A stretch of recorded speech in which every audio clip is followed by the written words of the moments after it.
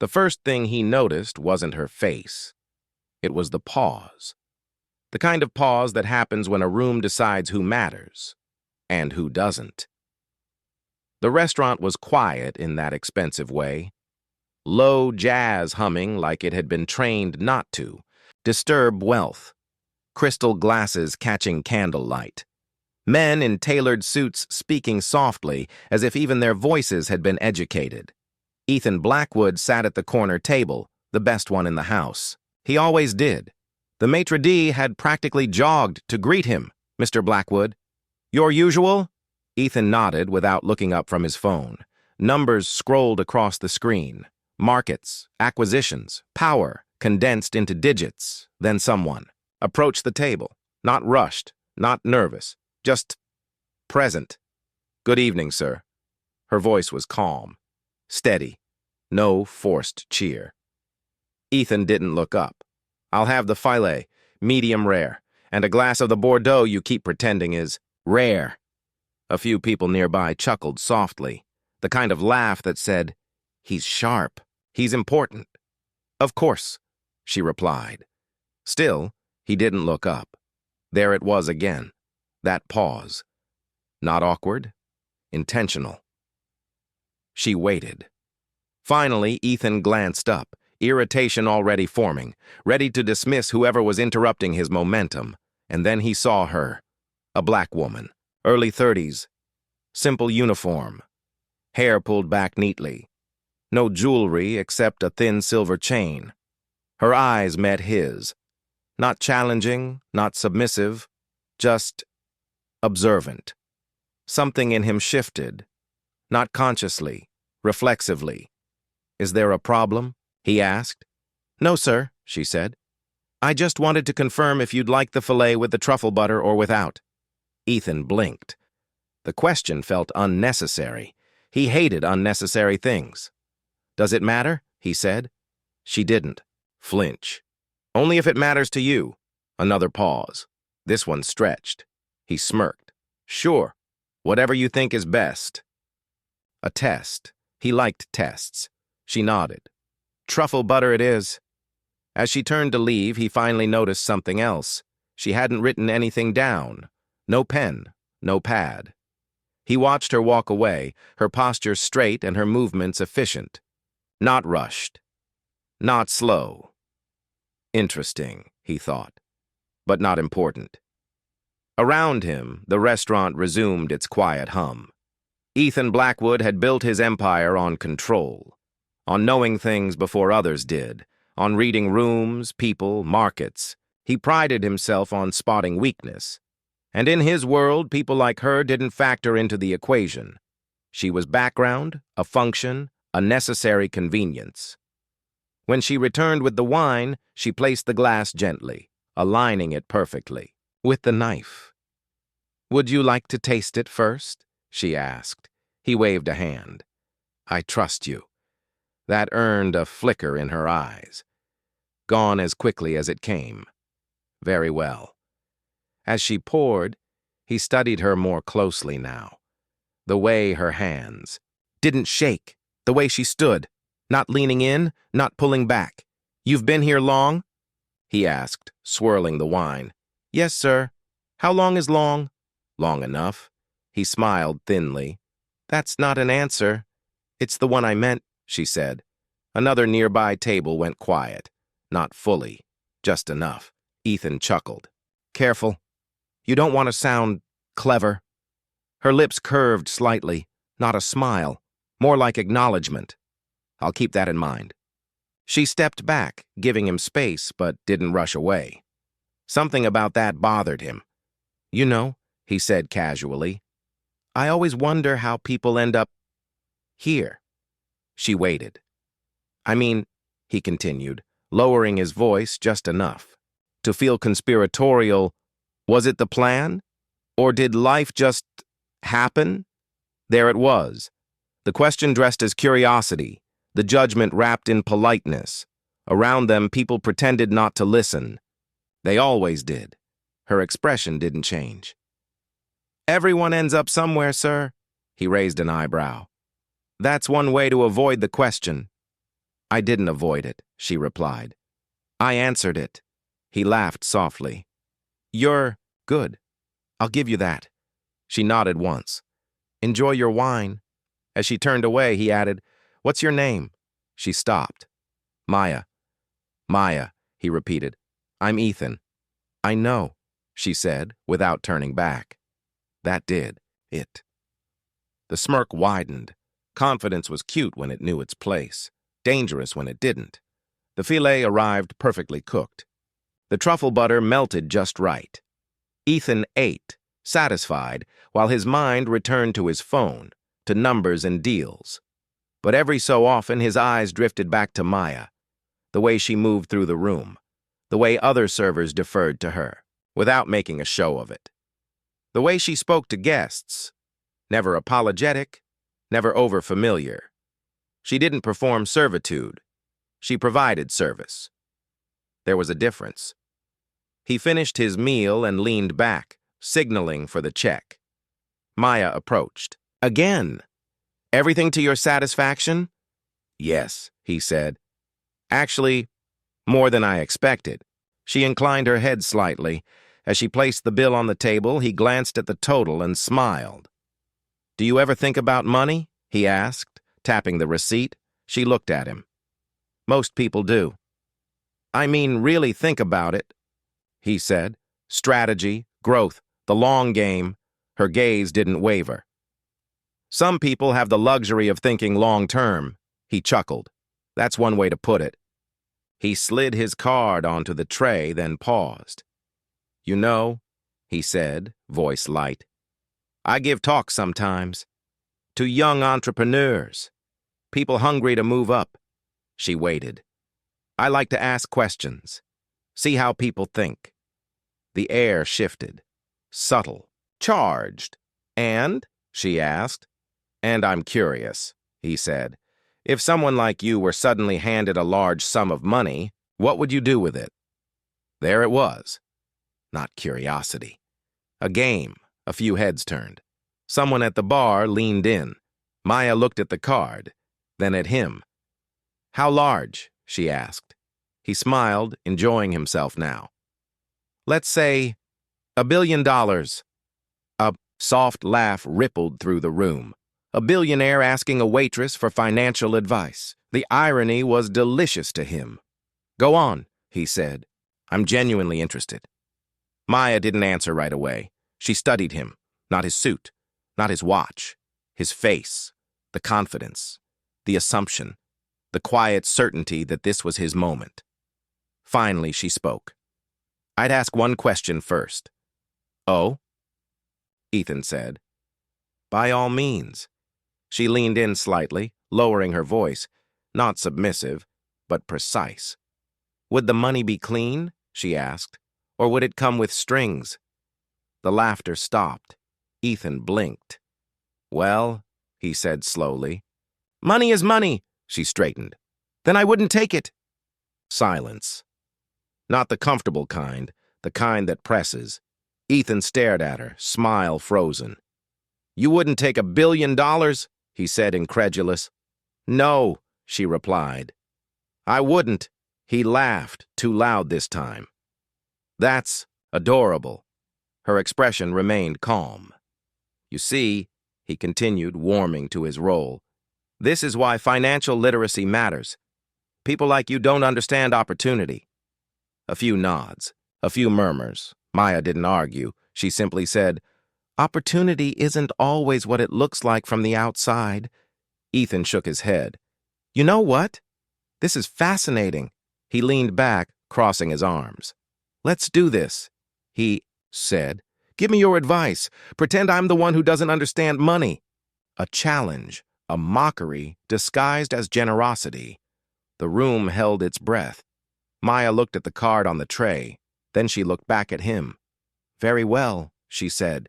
And in that moment, before she spoke, Ethan felt something unfamiliar. Not fear, not doubt, but the unsettling sense that the game he thought he was playing might not be his. Maya didn't speak right away. She stood there, hands folded lightly in front of her as if she were deciding not what to say. but whether he was worth answering. That hesitation did something to Ethan. People usually rush to fill silence around him. Investors, executives, politicians. Silence made them nervous. She let it breathe. Finally, she said, "If you truly wanted advice, I'd start by asking why you enjoy proving people wrong more than learning from them." A few sharp inhales cut through the room. Ethan laughed. But this time the sound didn't land the way he expected. "See?" he said to the room, gesturing casually. "This is what happens when confidence outpaces experience." Maya's eyes flicked briefly, not to him, but to the surrounding tables, the people watching, the ones pretending not to. Then back to him. "You asked me to pretend," she said. "I am." "To pretend what?" "That you're listening." That did it. Ethan straightened in his chair. "Careful," he said, voice low but edged. "You're here to serve food, not lessons." The words weren't shouted. They didn't need to be. They landed exactly where he intended. A man at a nearby table shifted uncomfortably. A woman looked down at her plate. No one spoke. Maya nodded once. "Understood." She turned to leave. Ethan watched her go, a tight satisfaction settling in his chest. Control restored. Or so he thought. 2 minutes later, the maitre d' approached. The table, smile fixed, posture deferential. "Mr. Blackwood," he said quietly, "is everything all right?" Ethan glanced past him, toward Maya, now speaking softly with another server near the service station. "Actually," Ethan said, raising his voice just enough, "I'm not sure it is." The maitre d' stiffened. "I'm finding it difficult," Ethan continued, "to enjoy my evening when staff forget their place." That word hung there. Place. The maitre d' nodded quickly. "I apologize if there's been any—" "I don't want apologies," Ethan interrupted. "I want professionalism." The maitre d' turned, beckoning Maya over. She approached calmly. "Yes?" Ethan didn't look at her at first. He addressed the maitre d'. "I was having a light-hearted conversation," he said, "and your waitress decided to overstep." Maya's jaw tightened almost imperceptibly. "I answered a question I was asked," she said evenly. Ethan turned to her now, smile polite, eyes cold. "You answered it like you forgot who you were talking to." A hush spread wider this time. Maya met his gaze. "I knew exactly who I was talking to." A ripple moved through the room. Ethan exhaled sharply through his nose. "That's the problem." The maitre d' cleared his throat. "Perhaps we should—" "No," Ethan said. "Let's address it." He leaned back, crossing his arms again. "You see," he said loudly enough now that pretending not to listen was no longer an option, "there's a reason some people make decisions, and others bring plates." There it was, clean, polite, devastating. A woman near the window whispered, "Oh my God!" Maya felt it then. Not anger, not embarrassment. The familiar dull pressure of being reduced, compressed into a role someone else found convenient. She had felt it before, in classrooms, in interviews, in rooms where she had to be twice as composed. To be considered half as competent, she inhaled slowly. "I don't confuse roles with worth," she said. Ethan smiled thinly. "That's easy to say when you've never had responsibility." A few guests nodded. Others stared at their wine glasses. The maitre d' shifted again. "Mr. Blackwood, perhaps—" "Let her speak," Ethan said. "I'm enjoying this." Maya looked at the maitre d'. "It's all right." He hesitated, then stepped back. Ethan's eyes gleamed. "So tell me, Maya, if my money isn't clean enough for you, where exactly do you think wealth comes from?" She considered him. "From systems," she said. "Some fair, some not." "And you think you're qualified to judge that?" he asked. "I think I'm qualified to observe it," she replied. A man at the bar scoffed. "This is ridiculous." Ethan nodded. "Exactly. He leaned forward. "Let me simplify it for you," he said. "People like me build things. People like you benefit from them." Maya's fingers curled slightly. "And people like me," she said, "clean up the messes systems leave behind." The room reacted this time. Not laughter, not approval, discomfort. Ethan felt it slipping. He stood. "Well," he said, pulling out his wallet, "I've indulged this long enough." He placed a few bills on the table. Not a tip, a statement. "I suggest you stick to what you know," he added. "Dreams are expensive. Reality isn't kind." Maya looked at the money, then back at him. "Reality," she said softly, "is shaped by who's allowed to speak." Ethan scoffed and turned to leave. That should have been the end of it. But power doesn't like being questioned. Halfway to the door, Ethan stopped and looked back at the maitre d'. "Actually," he said, "I don't think I'll be returning here." The maitre d's face paled. "Sir, I bring clients here," Ethan continued.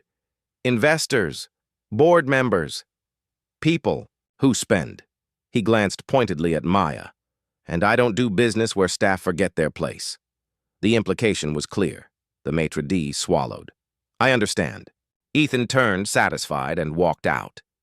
The door closed behind him with a soft final click. For a moment, no one spoke. Then the room exhaled all at once. Maya felt eyes on her, some sympathetic, some curious, some relieved it wasn't them. The maitre d' approached her slowly. "Maya," he said quietly, "my office. Now." She nodded. As she followed him, whispers followed too. Was that really Ethan Blackwood? She shouldn't have pushed him. He could ruin this place. In the small office, the door closed gently. The maitre d' didn't sit. "You know who that was?" he said. "Yes. You embarrassed him," I answered him. He rubbed his temples. "You challenged him in front of people." She remained silent. "You can't do that," he continued. "Not here." "Why?" she asked. He looked at her, frustration flashing. "Because this is how things work." There it was again. How things work. "I didn't insult him," she said. "I didn't raise my voice. I didn't disrespect him." "You made him feel small," the maitre d' snapped. Maya met his eyes. "He didn't feel small. He felt exposed." The maitre d' sighed. "You're very good at your job. You know that." She waited. "But you put us in a difficult position," he said. "People like him. They matter." Maya's voice was steady. "So do I." He looked away. "For now," he said carefully, "I need you to take the rest of the night off." Her chest tightened. "Is this a suspension?" she asked. "It's preventative," he said. She nodded slowly. "Unpaid?" He didn't answer. That was answer enough. Maya removed her apron and placed it neatly on the desk. As she walked out, through the dining room, conversation stopped again. No applause, no defense, just silence. Outside, the night air was cool. She stood under the streetlight, the restaurant glowing behind her, like a world she was suddenly locked out of. Her phone buzzed. A message. Unknown number. "You shouldn't have done that." She stared at the screen. Then another message appeared. "People like him don't forget." Maya looked up at the dark sky, breathing slowly. Across town, Ethan Blackwood sat in the back of his car, replaying the evening in his mind. Her voice. Her eyes. The way she hadn't bowed. He smiled to himself. "This," he murmured, "is going to be interesting." And somewhere, between his certainty and her silence, a collision was forming, one neither of them fully understood yet. The bus ride home was quiet in the way only late nights could be. Not peaceful, not calm, just empty. Maya sat by the window, her reflection faint against the dark glass. City lights stretching and bending like tired thoughts. Every stop felt too loud. Every silence between them felt heavier. Her phone buzzed again, another unknown number. You really don't know when to stop. She locked the screen without replying. She had learned a long time ago that silence could be armor or a target. Tonight, it felt like both. When she reached her apartment, she didn't turn on the lights right away. She kicked off her shoes, leaned her back against the door, and closed her eyes. Only then did her shoulders drop. Only then did the tightness in her chest loosen enough to breathe. She replayed the evening, not the words, but the looks. The way the room had leaned away from her, the way neutrality had disguised itself as professionalism, the way no one had said, "That's enough." People often thought racism announced itself loudly, slurs, shouting, obvious cruelty, but this kind? This was quieter. This was a raised eyebrow, a polite dismissal, a reminder of place. She walked to the small kitchen and poured a glass of water. Her hands were steady. They always were. Her grandmother's voice echoed in her mind, soft but firm. Never give them your anger, baby.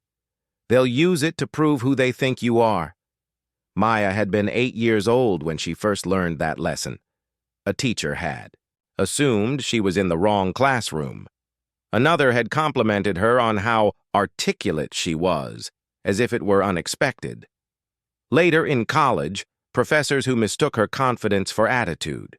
Employers who smiled and said, "You're impressive," but hired someone else who looked more familiar, always subtle, always deniable, and always exhausting. She sat at the small table by the window and finally allowed herself to feel it. Not rage, not tears, just the quiet ache of being seen as an exception instead of a person. Her phone buzzed again. This time a name appeared. Lena, she answered. "Hey," Maya said. "You okay?" Lena asked immediately. Maya hesitated. "Define okay?" A sigh. "I heard. He's efficient," Maya said softly. Lena didn't laugh. "You shouldn't have been put in that position." "I know. Are they punishing you?" "Sent me home, unpaid." A pause. Then, "I'm sorry." Maya looked out the window at the city she loved and resented in equal measure. "I'm not." Lena was quiet. "You sure?" "Yes," Maya said. "I'm just tired of pretending moments like that are small." Across town, Ethan Blackwood was not tired at all. He stood in his penthouse, city sprawled beneath him like a private map, a glass of whiskey untouched in his hand. He wasn't angry. That surprised him. He was unsettled. Her words replayed in his head, not because they were loud, but because they had been controlled. People usually reacted to him in one of two ways: flattery or fear. Maya had offered neither. She had treated him like a variable, not a constant. That irritated him more than open defiance ever could. His phone buzzed. "Marcus, PR team heard about dinner." "Everything okay?" Ethan typed back. "Just a waitress forgetting her role." 3 dots appeared, then disappeared. No reply. Ethan frowned. He wasn't used to pauses from people like Marcus. He took a sip of whiskey and felt the burn. It grounded him. He told himself it didn't matter. Yet later that night, as he lay in bed, her question returned. Would the money be clean, or would it come with strings? Who asked that? People took money. They competed for it. They compromised for it. They didn't question it, unless they'd seen something he hadn't. The thought irritated him enough that he rolled over and reached for his phone. He searched her. Nothing. No social media presence worth noting. No articles. No public record beyond an address and a handful of job listings over the years. Ordinary. That should have reassured him. Instead, it made him uneasy. Back in her apartment, Maya couldn't sleep. She lay on her bed, staring at the ceiling, listening. to the hum of the city through cracked windows. She thought about the maitre d's face when he'd said, "People like him matter." She didn't blame him. That was the worst part. Systems didn't need villains to function. They needed compliance. Her phone buzzed again. This time, an email. Subject: schedule update. She opened it. Effective immediately. Your shifts for the upcoming week have been removed. We will contact you regarding next steps. No explanation, no acknowledgement. Just consequence. She closed the laptop slowly. There it was. Not a firing, not a confrontation, just quiet removal. She sat there for a long time, breathing, letting the weight settle. Then she stood. She opened a drawer and pulled out a thin folder. Inside were documents she hadn't looked at in years. Degrees, certifications, letters of recommendation, and something else. Something she had learned to keep separate from the rest of her life. She placed the folder back carefully. Not yet, she told herself. Not yet. The next morning, the restaurant buzzed without her. Orders went out late. A table complained about a wrong wine pairing. Another asked for Maya by name. The maitre d' offered a polite apology. She's not in today. Across the city, Ethan arrived at his office early, too early. He moved through meetings impatiently, his mind drifting. During a board call, someone mentioned optics, public perception, brand integrity. Ethan cut them off. People forget quickly, he said. That's the beauty of power. But even as he said it, he felt a flicker of doubt. Because Maya hadn't tried to win. She hadn't tried to be liked. She hadn't tried to take anything from him. She had simply refused to shrink. That kind of refusal lingered. At noon, Ethan's assistant knocked lightly on his door. "There's been some chatter," she said carefully. "About?" "Last night, someone posted about it." Ethan stiffened. "Posted what?" "An account," she said. "No names, but it's spreading." Ethan leaned back slowly. And some people are asking questions. His jaw tightened. "Send it to legal," he said, "and HR, and PR." "Already done," she replied. He nodded, satisfied. He always had systems for this. Damage control. Narrative management. This wasn't his first storm, but as the door closed, he stared out at the skyline again. For the first time in years, it didn't feel entirely under his control. Back at her apartment, Maya brewed coffee and opened her laptop. Her inbox was quiet. Too quiet. She knew what came next. The waiting. The wondering if speaking calmly had cost her more than silence ever would have. She took a sip of coffee and closed her eyes. Then her phone rang, an unfamiliar number. She let it ring once, twice. Then she answered, "Yes?" A pause. Then a voice she hadn't expected. "Maya," the voice said carefully. "This is someone who thinks you might need to hear something." Her pulse quickened. "I'm listening," Maya said. Outside, clouds rolled in, dark and slow, like the city itself was holding its breath. Something was moving now. Something bigger than one dinner. And both Maya and Ethan, whether they admitted it or not, could feel it. The voice on the other end of the line didn't rush. That alone told Maya this wasn't a prank. "I can't say my name," the woman said. "Not yet, but I was there last night." Maya leaned against the kitchen counter. "At the restaurant?" "Yes." Maya waited. "You should know," the woman continued, "that what happened didn't stay in that room." Maya exhaled slowly. "I assumed it wouldn't." There were investors there, a nonprofit director, someone from a major foundation. A pause. "And one of our junior partners." Maya's fingers tightened around the phone. And the story going around isn't the one Mr. Blackwood would like." That surprised her. "People are saying you were composed," the woman said. "That he wasn't." Maya closed her eyes briefly.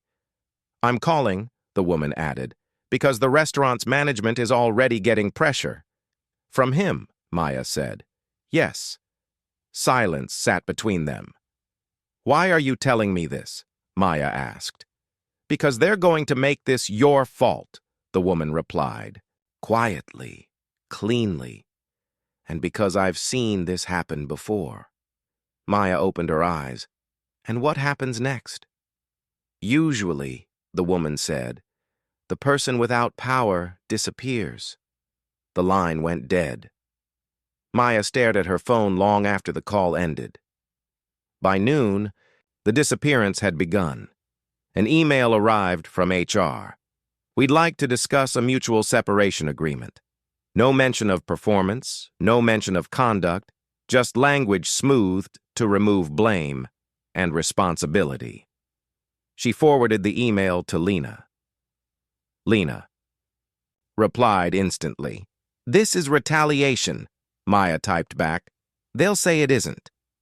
Of course they will, Lena wrote. That's how systems protect themselves. At the restaurant, the maitre d' sat in a meeting with upper management. The tone was calm, concerned, strategic.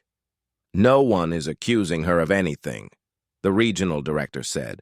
But optics matter. Mr. Blackwood has already expressed concerns, another executive added. He's influential. The maitre d' nodded. I understand. We just need distance, the director continued. Let this cool down. And Maya? The maitre d' asked. A pause. She'll land on her feet, the executive said. People like her always do. They moved on to the next agenda item. Across town, Ethan Blackwood watched the conversation unfold from a different angle. Not directly, indirectly. That was how he preferred it. His legal team assured him there was no liability. His PR team flagged the online post, but dismissed it as low traction. His assistant brought him coffee and told him the board meeting had been moved up. Everything was proceeding normally. And yet, Ethan sat at his desk, fingers steepled, staring at the muted city below.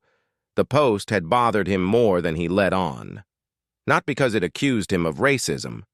That word had been carefully avoided, but because it described him accurately. He spoke politely, the post read. He smiled. He reminded her of her place. Thousands of likes, hundreds of comments, people sharing stories, patterns emerging. Ethan closed. The app.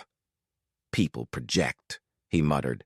But even projection required a surface. At 3 o'clock, his assistant returned, cautious. There's been an inquiry, she said. From? A foundation you're scheduled to partner with. Ethan frowned. About what? About your values alignment. He laughed once. You're kidding. I wish I were, she said. They want a call. Schedule it, Ethan said. Sharply. The call was polite, professional, vague. We're just being thorough, the foundation director said. Given the climate. Ethan ended the call with a smile, but when the line disconnected, he slammed his phone onto the desk. This wasn't supposed to escalate. He had controlled the narrative, hadn't he? Meanwhile, Maya sat in a small rented office space across town, Lena pacing in front of her. You can't sign anything, Lena said. Not yet. I know, Maya replied. They're trying to make you disappear without noise. Maya nodded. I expected that. Lena stopped pacing. You sound calm. I am. That worries me. Maya met her eyes. I've seen this road before. She opened the thin folder she'd taken out the night before. Lena's gaze dropped to the documents inside. Her expression changed. Maya, she said slowly, why didn't you tell me? Because I didn't want it to define me, Maya said. And because once I use it, I can't pretend this is just about me anymore. Lena swallowed. You know what this could do. Yes. You also know what it could cost. Maya closed the folder gently. It's already costing me. At the restaurant, a staff meeting was called. The manager spoke carefully. We're committed to respect, he said. But professionalism is non-negotiable. Some staff nodded. Some looked down. Maya's name wasn't mentioned. It didn't need to be. That evening, a regular customer posted a review. Food is still great. Service feels quieter. The comment didn't go viral, but it lingered. At Ethan's office, another message arrived, this time from someone he hadn't expected. Unknown. You should be careful. This isn't going away. He stared at the screen. Who would dare text him like that? He typed back, "Who is this?" No reply. For the first time in a long while, Ethan felt something close to uncertainty.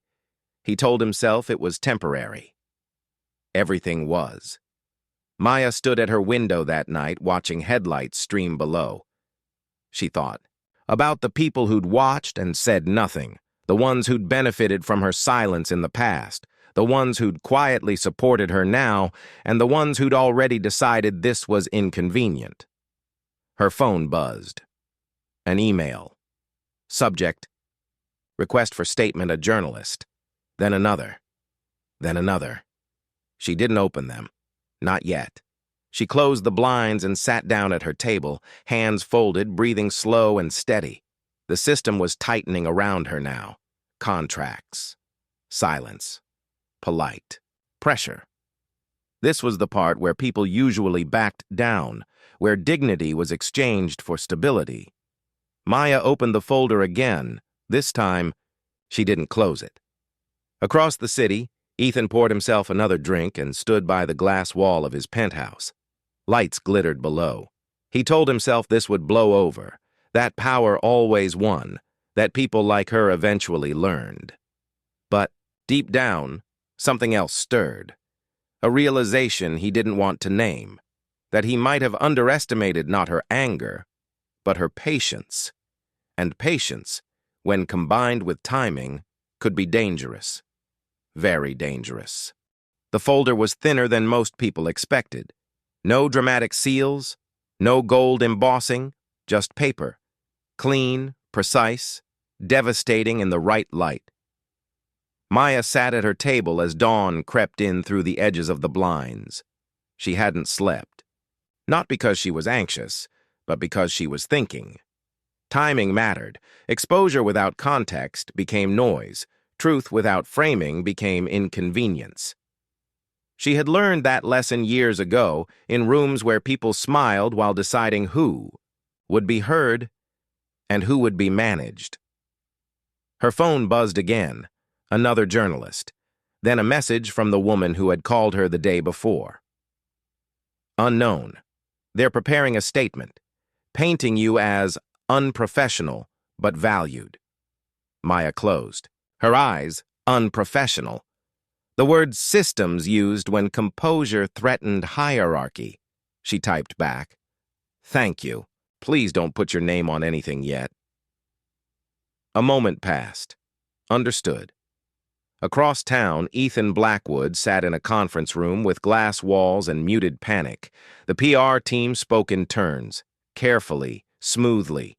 "This can be contained," one said. "We emphasize respect," another added. "No names, no details. We pivot to philanthropy." Ethan listened, arms crossed. "And the waitress?" he asked. A brief pause. "She hasn't spoken publicly," the PR lead said. "That's good," Ethan nodded. "Then there's nothing to worry about." He stood, signaling the meeting was over. As they filed out, his phone buzzed. "Board chair. We need to talk." That was unusual. At the restaurant, management finalized paperwork, a mutual separation agreement, a non-disclosure clause, a modest payout. Clean, efficient, silent. The maitre d' stared at the documents longer than necessary. "She doesn't deserve this," he said quietly. The regional director didn't look up. "No one deserves consequences, but some people invite them." He signed. Maya received the documents at noon.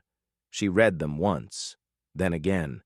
Then she smiled, not because it was funny, but because it was predictable. She forwarded the file to Lena. Then, she did something she hadn't done in years. She logged into an account she rarely touched. The name on it wasn't Maya Thompson, it was M. Thompson. CFA, she updated her profile picture. Professional, neutral, unassuming. Then she sent one email. Just one. Subject, clarification regarding recent events, to Foundation Director, Senior Partners, Ethics Committee. She attached the folder, across the I. City? Ethan's call with the board chair began stiffly. We've received information, the chair said. From where? Ethan asked. Multiple places, the chair replied, including someone you underestimated. Ethan frowned. This is about a restaurant incident? It's about a pattern, the chair said. What pattern? Another pause. The one that connects your investments, your partnerships, and a consulting firm you quietly dissolved 5 years ago. Ethan's stomach tightened. That firm was internal, he said, and irrelevant. It was led, the chair continued, by a Maya Thompson. Silence. Ethan's mind raced. No, he said, that's not possible. She changed. Her name legally, the chair said. After a merger dispute, you would remember, if you'd paid attention. Images flashed. A conference room. A woman speaking calmly, a disagreement framed as attitude, a buyout, a silence clause. Ethan swallowed. That's a coincidence, he said. The chair's voice hardened. She was a senior analyst. She flagged irregularities you dismissed. She resigned. 3 months later, an investigation confirmed her concerns. Ethan felt heat rise in his chest. Why is this coming up now? Because, the chair said, she's speaking again. At the Foundation office, executives scrolled through documents in disbelief. Footnotes, emails, audit trails, and a single measured statement attached at the end. I did not seek confrontation. I did not raise my voice. I answered a question honestly. What followed was not about conduct, but about comfort. One by one, replies came in. Requests for meetings, clarifications, acknowledgments. Maya didn't respond immediately. She waited. At the restaurant, the regional director's phone rang, then rang again. By evening, the separation agreement was quietly pulled.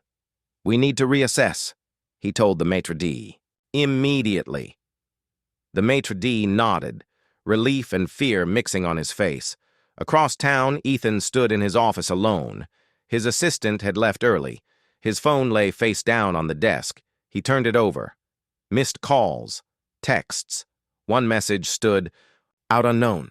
You asked her for financial advice. She gave it to you years ago. You just didn't listen. Ethan sank into his chair. The truth settled. Not loudly, but firmly. The waitress he had mocked wasn't playing a different game. She had been watching the same board all along. And now, the pieces were moving. Maya closed her laptop as the sun dipped behind the buildings. She hadn't raised her voice, hadn't insulted him, hadn't demanded sympathy. She had simply reintroduced herself, on her own terms. Her phone buzzed. A final message from Lena. They're asking to meet. All of them. Maya looked out at the city once more. Good, she said softly, because the system had finally noticed her, and in noticing her, it had begun to reveal itself. The boardroom was brighter than it needed to be, floor-to-ceiling windows, a long glass table, nameplates aligned with surgical precision. Maya arrived 10 minutes early, not because she was nervous, but because she refused to be rushed. She wore a simple navy suit. No statement jewelry, no dramatic colors, nothing to distract from her voice. As she sat, she noticed something immediately. The room was already full. Foundation directors, legal counsel, ethics committee members, 2 restaurant executives, and at the far end of the table, Ethan Blackwood. He stood when she entered, not out of courtesy, out of reflex. Miss Thompson, he said. Maya met his eyes. Calm, steady, Mr. Blackwood. No titles. No deference. The chairperson cleared his throat. Let's begin. The conversation was measured, formal, controlled. Documents were referenced, timelines clarified. No one raised their voice. No one needed to. Maya spoke when addressed, listened when others spoke. She did not exaggerate. She did not dramatize. She described facts. The question I was asked, she said evenly, was hypothetical. My answer was honest. The response to that honesty is what concerns me. She slid a document forward. This, she continued, is a pattern of how dissent is reframed as disrespect when it comes from certain voices. No one interrupted. Ethan didn't look at her. He stared at the table. The foundation director spoke next. We take values alignment seriously. What happened raised concerns, not just about one evening, but about governance. A restaurant executive shifted uncomfortably. We regret how the situation was handled, he said. Steps are being taken. Maya nodded. I appreciate that. No satisfaction, no triumph, just acknowledgement. Then Ethan finally spoke. I didn't know it was you, he said. The room went still. Maya turned toward him slowly. That, she replied, was never the issue. A murmur moved through the room. The chairperson leaned forward. Mr. Blackwood, given the information presented, we're recommending a temporary pause on several partnerships pending review. Ethan's jaw tightened. Temporary, a word that sounded harmless until it wasn't. Maya felt the shift, not as victory, but as gravity rebalancing. The meeting concluded without applause, no dramatic exit, just consequences. Outside, reporters waited, but Maya declined to speak. Inside the restaurant, management gathered staff. We're implementing new training, the regional director said, and Maya has been offered her position back, with back pay. Maya stood near the doorway. I won't be returning, she said calmly. The room stilled. I appreciate the offer, she continued, but I've accepted another. She smiled politely. Thank you for the experience. At his office, Ethan sat alone again. This time there was no whiskey, no skyline to admire, just silence. He replayed the boardroom moment in his head. Not the accusations, but her tone, measured, unmoved. She hadn't wanted revenge. She'd wanted recognition and accountability. His phone buzzed. A calendar notification. Meeting, strategic review. Canceled one by one. The cancellations came. Not dramatic. Just real. Weeks later, Maya stood in a different office. Smaller, quieter, purpose-built. She placed a nameplate on the desk. Maya Thompson, senior advisor on the wall behind her. A single framed sentence. Integrity is not loud. Her phone buzzed. A message from a junior analyst. Thank you for speaking up. I didn't think anyone like me could, Maya typed back. You already are. Don't let them tell you otherwise. Across town, Ethan walked into a cafe. Unremarkable, quiet. The barista looked up. Name? Ethan, he said. She nodded and wrote, it on the cup. No recognition, no deference, just service. He waited. When the cup was placed on the counter, he noticed the price. Standard, no privilege, no exception. He took the cup and sat, and for the first time in a long time, Ethan Blackwood considered something he had always dismissed. That power without humility was fragile. That silence was not consent. That the people he overlooked were often the ones who understood the system best. Across the city, Maya walked past, the restaurant once more. She didn't stop. She didn't look back. She had never needed his humiliation, only her truth.